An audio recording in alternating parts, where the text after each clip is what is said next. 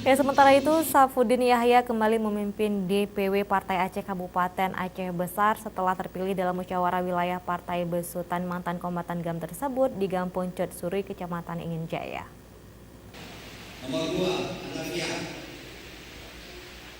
Dalam musyawarah wilayah Partai Aceh ini, Saifuddin Yahya memperoleh 54 suara, mengungguli dua rivalnya yaitu Hanafiah Junaid yang mendapatkan 21 suara dan Ainul Marziah 3 suara. Dari 80 pemilih, akhirnya 79 suara sah dan 1 rusak. Mulai dari pemungutan hingga perhitungan suara, musyawarah wilayah berjalan lancar dan tertib tanpa hambatan yang berarti. Usai terpilih kembali, Saifuddin Yahya dalam sambutannya mengajak semua kader saling bahu-membahu menjadikan Partai Aceh tetap menjadi partai besar di Kabupaten Aceh Besar.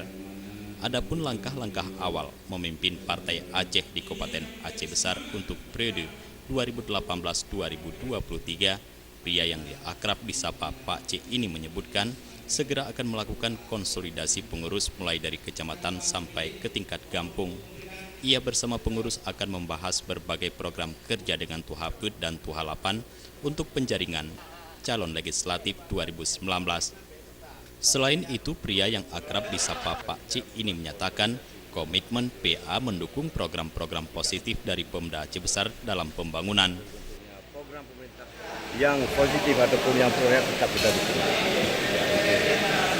Pak Cik, ini satu lagi Pak Cik, terhadap pemerintah Aceh Besar ini, apakah dari Partai Aceh ada oposisi untuk ini ataupun Kita yang saya bilang tadi, yang memang pro rakyat, program pro rakyat ataupun yang positif tetap kita dukung.